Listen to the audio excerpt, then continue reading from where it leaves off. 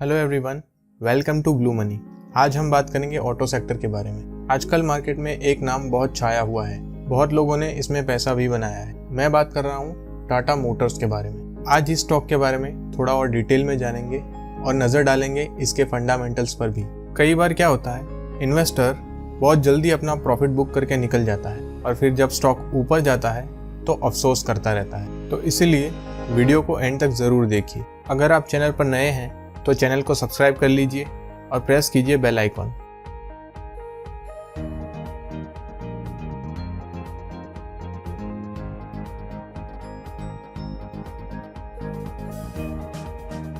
Video शुरू करने से पहले एक इम्पॉर्टेंट बात, अगर आपको लगता है आपके पास भी है कोई अच्छे फंडामेंटल्स वाला स्टॉक तो हमें कमेंट करके ज़रूर बताइए।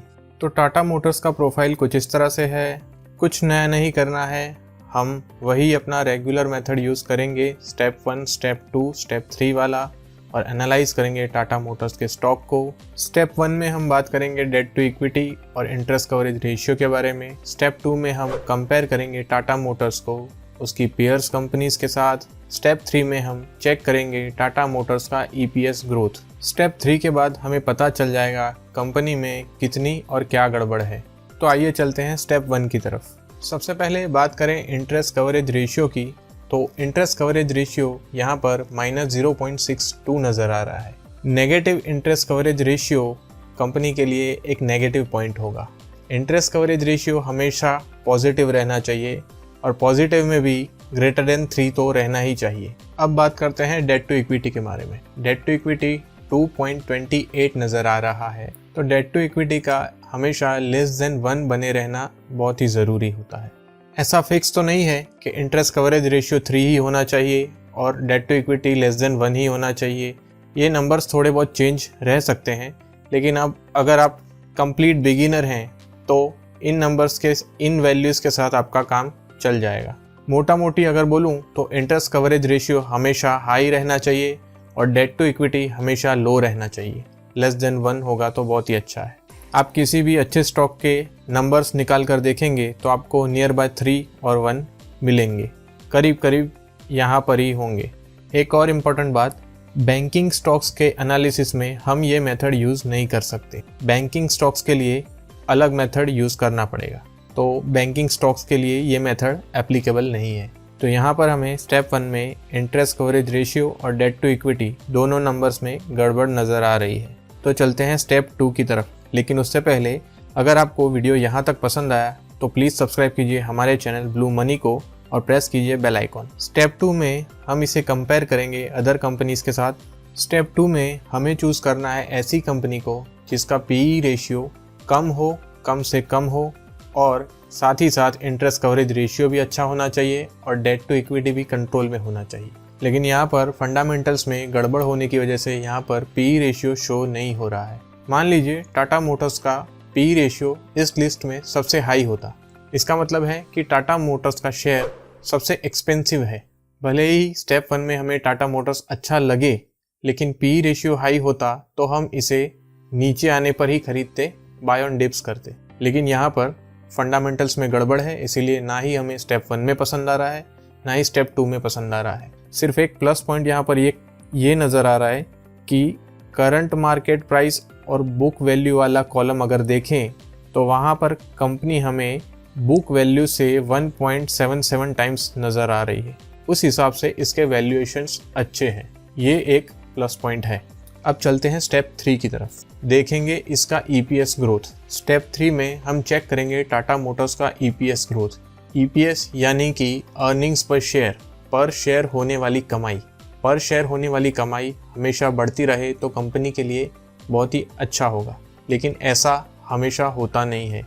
कुछ एक फेस के लिए EPS ग्रो करता रहता है, उसके बाद स्टेबल भी होता है, उसके बाद डाउन भी जा सकता है।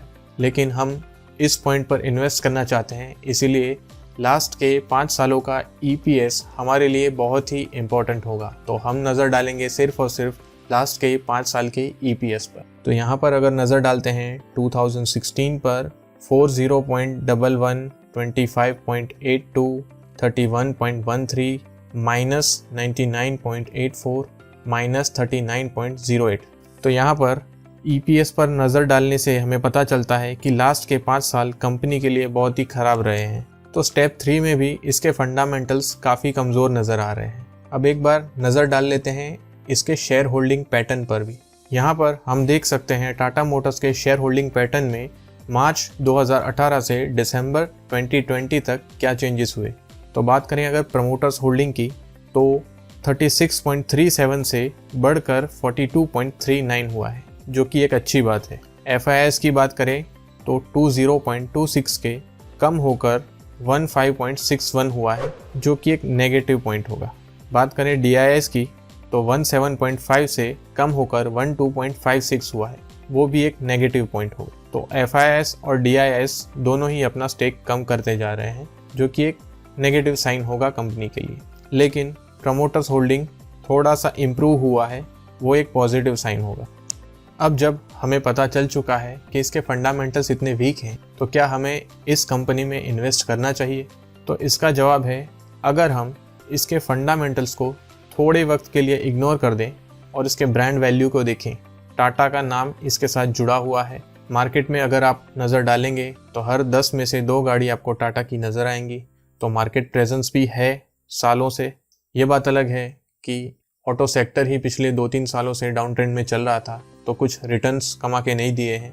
लेकिन अब जब सेक्टर बूस्ट कर रहा है और स्टॉक भी अच्छा चल रहा है, तो मैं चाहूँगा कि टाटा मोटर्स को एक ट्राई ज़रूर दिया जा सकता है। बात करें अगर टेस्ला के साथ मिलकर प्रोडक्शन शुरू करने की, उस रूमर्स की, या बात करें अगर वैल्यूएशन की, या बात करें अगर इसके JLR के नंबर्स के इम्प्रूव होने की, तो सब जगह स्टॉक अच्छा रिएक्ट कर रहा है। तो लॉन्ग टर्म के लिए डेफिनेटली एक ट्राई दिया जा सकता है। तो आपको अपने रिस्क टेकिंग कैपेसिटी के हिसाब से इस स्टॉक में ज़रूर इन्वेस्ट करना चाहिए। लेकिन अगर आप चाहते हैं सिर्फ और सिर्फ अच्छे फंडामेंटल्स वाली कंपनी, तो आपके लिए एक और स्टॉक है अतुल ऑटो। अतुल ऑटो के फंडामेंटल वैल्यूज़ बिल्कुल हमारे मेथड के साथ मैच करते हैं। बात करें अगर इंटरेस्ट कवरेज रेशियो की तो 27.4 है, डेट टू इक्विटी 0.05 है, इंटरेस्ट कवरेज रेशियो भी ग्रेटर देन 3 है और डेट टू इक्विटी भी लेस देन 1 है। बात करें अगर अतुल ऑटो के EPS ग्रोथ की लास्ट के 5 सालों की तो 21.6, 16.88, 21.05, 24.21, 23.88। तो लास्ट के 5 साल कंपनी के लिए बहुत अच्छे रहे हैं, ऐसा हमें नज़र आ रहा है। सिर्फ एक ड्रॉप के बाद, 2017 के ड्रॉप के बाद कंपनी ने वापस से अपना EPS ग्रोथ अच्छा दिखाया है, जो कि एक अच्छी बात है। नज़र डालते हैं इसके प्रमोटर्स होल्डिंग पर। तो शेयर होल्डिंग पैटर्न हमें मार्च 2018 से दिसंबर 2020 तक का इस तरह से नज़र आ रहा है।